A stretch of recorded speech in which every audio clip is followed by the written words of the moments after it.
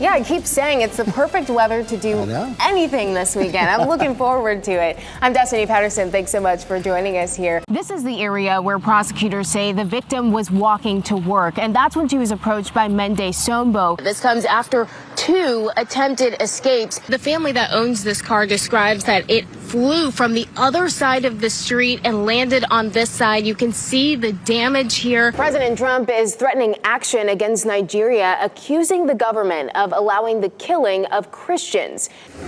A Duke nurse accused of sex crimes is facing new charges after another person accused him of assault. Gabriel Walker said nothing in court today, not even when asked questions directly. This bill originally focused on wake surfing in Jackson County. Just in the last few minutes, we've gotten an update from Wilson Police. They tell us that they're aware of shots fired in the area of this Walmart.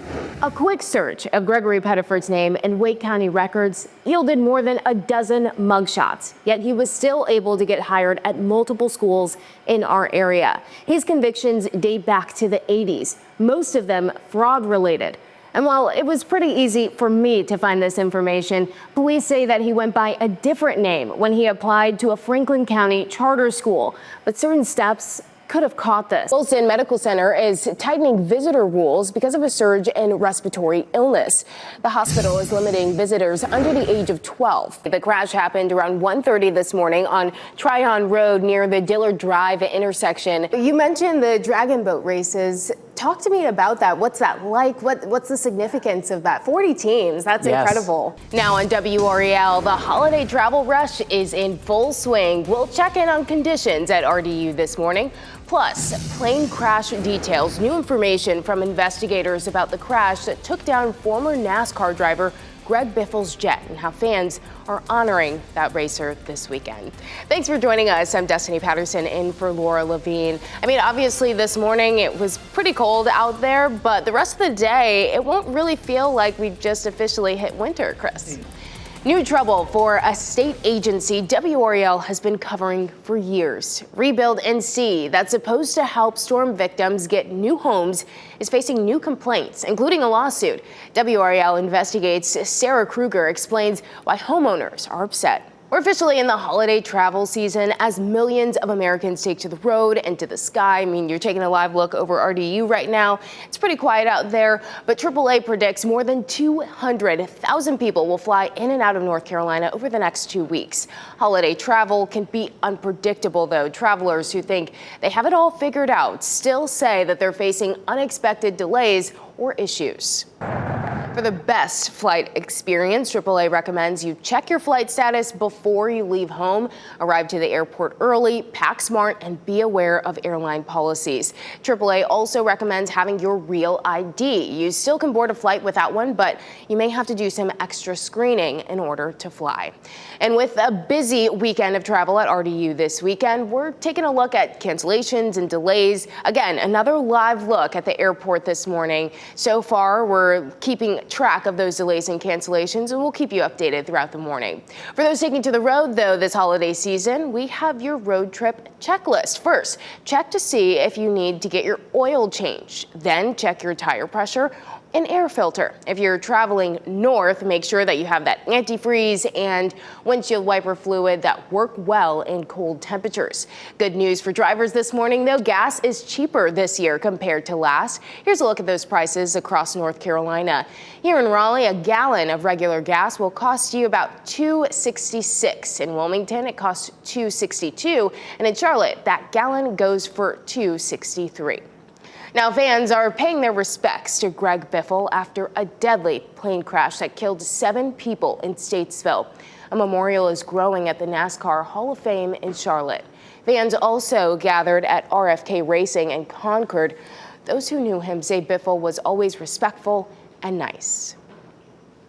It's just a tragedy. At this point, no funeral plans have been announced for any of the Biffles at this time. Tonight, people in Wake County will gather to honor the dozens of people who died while experiencing homelessness this year. That annual event is a time for remembrance and to acknowledge the ongoing work to end homelessness. Tonight's vigil starts at 7 o'clock at the South Wilmington Street Center. It'll also be live streamed on the county's Facebook page.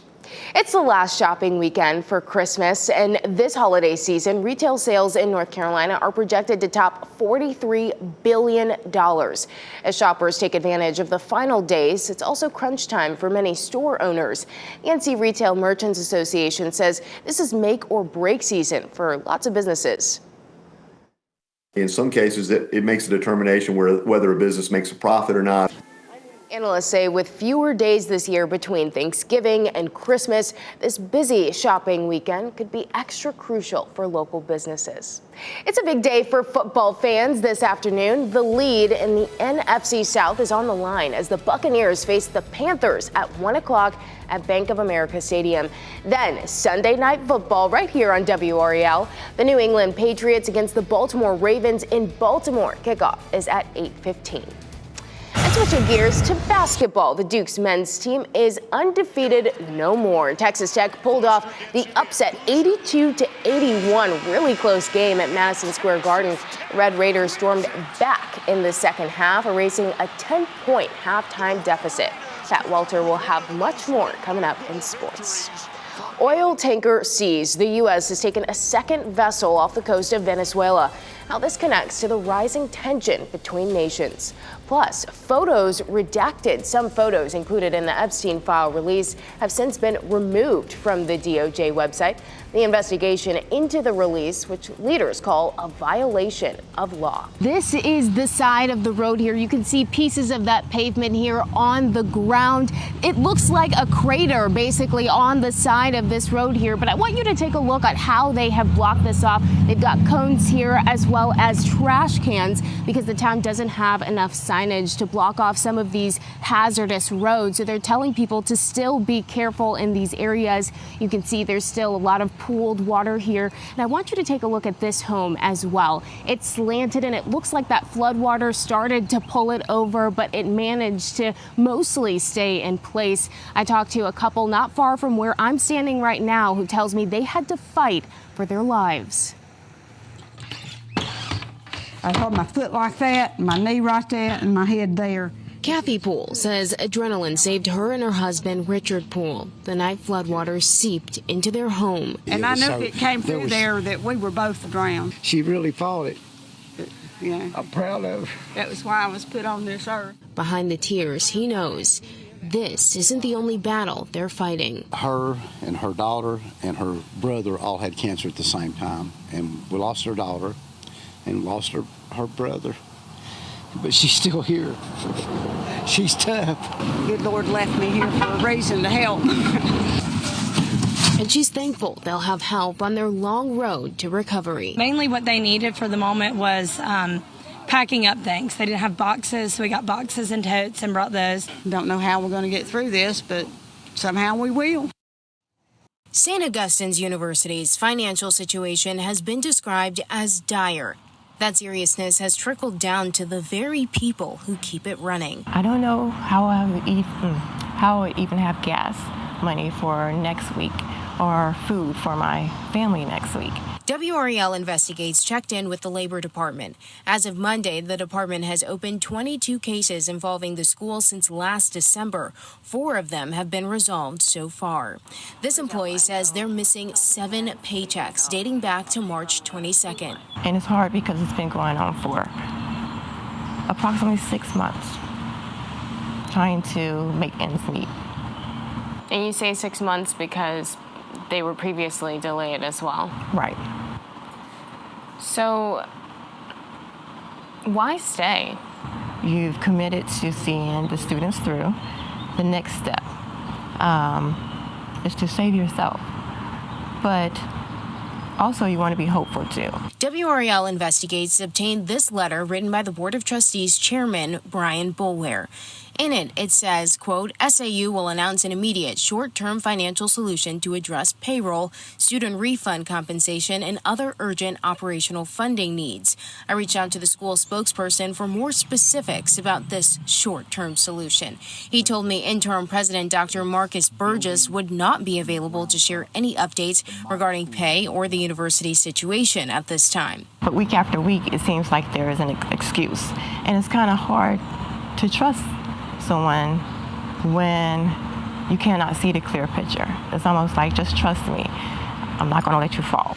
As another pay period comes and goes, faculty and staff are left hoping that real answers will come. Over the last several months, churches and alumni groups have given donations to these faculty and staff to help them out in the meantime. Meanwhile, the university is still in danger of losing its accreditation. That's in part because of these financial issues, including unpaid taxes and bills. Destiny Patterson, WRAL News, Raleigh. Drop charges, resignations, and now the possibility of criminal charges. Let me tell you about the now considered botched murder investigation of LaToya Lawrence. I'm Destiny Patterson, a reporter with WRAL News based in Raleigh, North Carolina. She died about 4 years ago in a small town called Scotland Neck. Just last month, we learned the district attorney dropped the charges against her suspected killers, citing a lack of evidence. Then, state authorities announced its own investigation into the handling of her case.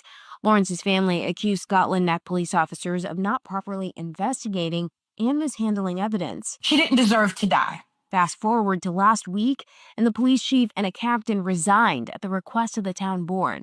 The district attorney sent them giglio letters. They're letters that outline potential credibility concerns, and they're often career damaging. The DA in this county will not honor any testimony from these officers, basically puts them out of business. The Scotland Neck mayor told me his officers made some mistakes. They didn't do anything intentionally.